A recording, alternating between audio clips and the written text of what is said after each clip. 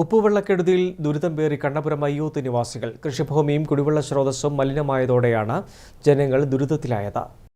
കണ്ണപുരം പഞ്ചായത്തിന്റെ നെല്ലറയാണ് അയ്യോത്ത് പ്രദേശം. വേലിയേറ്റത്തിൽ ഉപ്പുവെള്ളം കയറി പ്രദേശത്തെ കൃഷിഭൂമിയാകെ നശിച്ച അവസ്ഥയിലാണ്. മികച്ച രീതിയിൽ ഇത്തവണ നെല്ല് വിളഞ്ഞ പാടങ്ങളെല്ലാം ഉപ്പുവെള്ളം കയറിയ അവസ്ഥയിലാണുള്ളത്. കർഷകർ ഉഴുന്ന്, പയർ തുടങ്ങിയ കൃഷി നടത്തുന്നതിനായി നിലം ഒരുക്കുന്നതിനിടെയാണ് ഉപ്പുവെള്ളം കയറിയത്.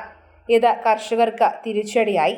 ഉപ്പുവെള്ളം കയറിയ സ്ഥലങ്ങളിൽ 2 വർഷം കൃഷി ചെയ്യാൻ സാധിക്കില്ലെന്ന് കർഷകർ പറയുന്നു. കൂടാതെ പ്രദേശത്തെ കിണറുകളും ഉപ്പുവെള്ളം കയറി മലിനമായിട്ടുണ്ട്. ബണ്ട് കെട്ടി പുഴയോരങ്ങളിൽ നിന്നും കൃഷിയിടങ്ങളിലേക്ക് ഉപ്പുവെള്ളം കയറുന്നതിന് ശാശ്വത പരിഹാരം കാണണമെന്ന് ജനങ്ങൾ ആവശ്യപ്പെടുന്നു.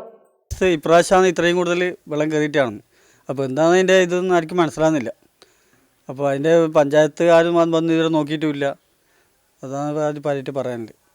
ഇപ്രാവശ്യം ബുദ്ധിമുട്ടെന്ന് പറഞ്ഞാൽ ഇപ്രാവശ്യം ഉഴുന്ന്, മുതിര, പയർ ഇതെല്ലാം കൃഷി ചെയ്യേണ്ടതാണ്. അത് ഇപ്രാവശ്യം കൃഷി ചെയ്യാനായിരിക്കും സാധിച്ചില്ല. അതാ പറയുന്നത്. മാത്രമല്ല അടുത്ത കൊല്ലം നെൽകൃഷി ചെയ്യുമ്പം ഈ ഉപ്പുവെള്ളം കയറി ബാധിക്കുകയും ചെയ്യും. നെൽകൃഷിനെ ബാധിക്കും. ചെയ്യാൻ പറ്റില്ല നെൽകൃഷി.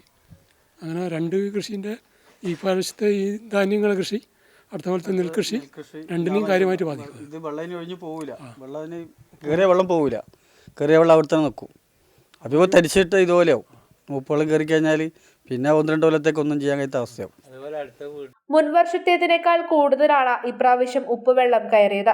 പ്രശ്നത്തിൽ അധികൃതർ നിസ്സംഗത തുടരുകയാണെന്നും പ്രദേശം സന്ദർശിക്കാൻ പോലും തയ്യാറായിട്ടില്ലെന്നുമാണ് ആക്ഷേപമുയരുന്നത്. ചെറുകുന്ന്, മാട്ടൂർ പഞ്ചായത്തുകളിലും ഉപ്പുവെള്ളക്കെടുതി രൂക്ഷമാണ്. ഇതിന് ശാശ്വത പരിഹാരം വേണമെന്ന ആവശ്യം ശക്തമായിട്ടുണ്ട്. News bureau, Pazhayangadi.